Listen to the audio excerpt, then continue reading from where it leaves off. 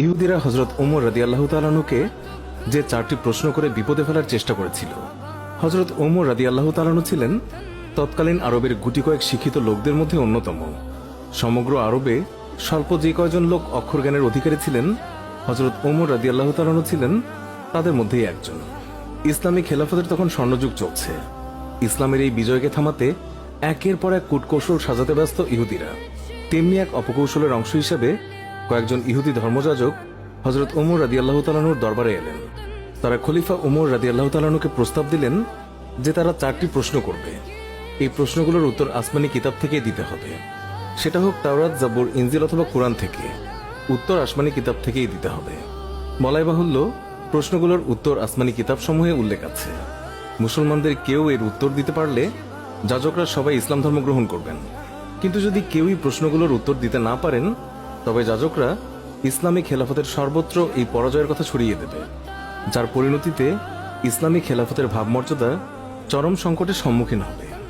হযরত ওমর রাদিয়াল্লাহু তাআলা আনহু তাদের শর্তে রাজি হলেন। তারা 4টি প্রশ্ন করল। প্রথম প্রশ্ন, দুজন যমজ ভাই যারা একসঙ্গে জন্মগ্রহণ করে এবং পরবর্তীতে একই সঙ্গে মারা যায়, কিন্তু তাদের উভয়ের বয়সের মধ্যে 100 বছরের পার্থক্য। এরা কোন দুই ভাই? এদের মাঝে বয়সের এই পার্থক্য কেন? দ্বিতীয় প্রশ্ন, পৃথিবীতে এমন একটি স্থান যেখানে সূর্যের কিরণ মাত্র একবারই পড়েছিল। এর আগে কখনো সেখানে সূর্যের আলো পড়েনি, ভবিষ্যতেও পড়বে না। কোন জায়গায় এটি? তৃতীয় প্রশ্ন, একটি কবর, এর ভেতরে একটি লাশ, কিন্তু কথা হলো এই কবরেরও প্রাণ আছে, তার ভেতরকার লাশটিরও প্রাণ আছে। ওই কবরটি লাশকে নিয়ে ঘুরে বেড়ায়। একসময় লাশটি কবর থেকে বের হয়ে আসে, তো সেটি কোন কবর এবং কোন লাশ? চতুর্থ প্রশ্ন, একটি কারাগারের ভিতরে একজন বন্দী আছেন। সেখানে বন্দীটি কোনো প্রকার শ্বাস প্রশ্বাস নিতে না পারলেও দিব্যি বেঁচে থাকে। এটি কোন কারাগার? আর বন্দীটিই বা কে? হযরত ওমর রাদিয়াল্লাহু তাআলা আনহু এই বিচিত্র প্রশ্নগুলো শুনে প্রখ্যাত সাহাবী হযরত আব্দুল্লাহ ইবনে মাসউদকে ডেকে পাঠালেন। তিনি ছিলেন আসমানি কিতাবসমূহের গবেষক এবং বিশারদ, বিজ্ঞ ফাকিহ এবং মুফাসসিরে কুরআন। হযরত ইবনে মাসউদ খলিফার কাছ থেকে প্রশ্নগুলো মনোযোগ দিয়ে শুনলেন। শুনে বললেন, আমিরুল মুমিনিন, আপনি কোনো চিন্তা করবেন না, তারা এখনই তাদের উত্তর পেয়ে যাবে। অতঃপর তিনি উত্তর দিতে শুরু করলেন। প্রথম প্রশ্নটি হচ্ছে, যমজ দুই ভাই যারা একসঙ্গে জন্মগ্রহণ করে এবং পরবর্তীতে একই সঙ্গে মারা যায়, কিন্তু তাদের উভয়ের বয়সের মধ্যে 100 বছরের পার্থক্য। এরা কোন দুই ভাই? এদের মাঝে বয়সের এই পার্থক্য কেন? প্রথম প্রশ্নের উত্তর হচ্ছে, এই দুই ভাই হলেন ইহুদিদেরই নবী হযরত উজাইর আলাইহিস সালাম এবং ওনার ভাই। তারা দুজন একই সঙ্গে জন্মগ্রহণ করেন। একদিন উজাইর আলাইহিস সালাম এক জনমানবহীন প্রান্তর অতিক্রম করছিলেন, যেখানে নেই কোনো মানুষ, নেই কোনো প্রাণ।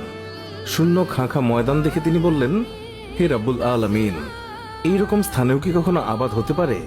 এই কথা বলার কিছুক্ষণ পর তিনি এক গাছের তলায় ঘুমিয়ে পড়লেন। আল্লাহ তাআলা স্বীয় কুদরত দেখানোর জন্য নবীকে বেছে নিলেন। তিনি নবী উজাইরের প্রাণ নিয়ে নিলেন। 100 বছর নবী উজাইর আলাইহিস সালাম প্রাণহীনভাবে ঘুমিয়ে রইলেন, তাই ওনার বয়স আর বাড়ল না। তারপর ঘুম থেকে উঠে নবী দেখলেন সেই প্রান্তর জনমানুষের কোলাহলে ভরপুর, সেখানে আবাদ হয়ে গেছে। পরবর্তীতে নবী উজাইর এবং ওনার ভাই একই দিনে মারা যান। উল্লেখ্য, সেই জায়গাটি ছিল বাইতুল মুকাদ্দাসের এলাকা জেরুজালেম। দ্বিতীয় প্রশ্নটি হচ্ছে, পৃথিবীর এমন একটি স্থান যেখানে সূর্যের কিরণ মাত্র একবারই পড়েছিল। এর আগে কখনোই সেখানে সূর্যের আলো পড়েনি, আর ভবিষ্যতেও পড়বে না। কোন জায়গায় এটি? দ্বিতীয় প্রশ্নের উত্তর হচ্ছে, সেই স্থানটি হচ্ছে নীল নদের উপরে ভেসে ওঠা রাস্তা।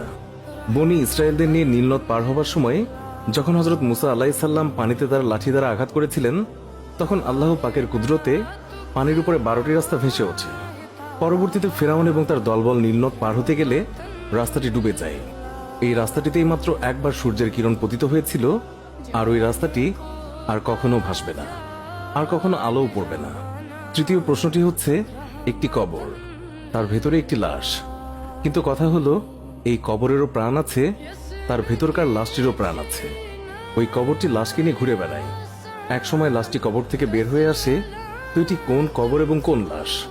তৃতীয় প্রশ্নের উত্তর হচ্ছে, সেই কবর হলো হযরত ইউনুস আলাইহিস সালামকে গিলে ফেলা মাছটি, আর লাশ হলেন হযরত ইউনুস আলাইহিস সালাম। মাছটিও জীবিত ছিল, নবীও জীবিত ছিলেন। পরে হযরত ইউনুস আলাইহিস সালাম সেখান থেকে পরিত্রাণ লাভ করেন। চতুর্থ প্রশ্নটি হচ্ছে, একটি কারাগারের ভেতরে একজন বন্দী আছেন। বন্দিটি সেখানে কোনো প্রকার শ্বাস প্রশ্বাস নিতে না পারলেও দিব্যি বেঁচে আছে। এটি কোন কারাগার, আর বন্দিটাই বা কে? চতুর্থ প্রশ্নের উত্তর হচ্ছে, সেই বন্দিটি হচ্ছে মায়ের গর্ভে থাকা বাচ্চা। মায়ের গর্ভে থাকা শিশুটি কোনো প্রকার শ্বাস প্রশ্বাস নিতে না পারলেও আল্লাহ তাআলার অসীম দয়ায় সুস্থভাবে বেঁচে থাকে। আমিরুল মুমিনিন হযরত ওমর হযরত আব্দুল্লাহ ইবনে মাসউদের উত্তর শুনে অত্যন্ত আনন্দিত হলেন। তার জ্ঞানের গভীরতার প্রশংসা করলেন আর ইসলামী খেলাফতের মানমর্যাদা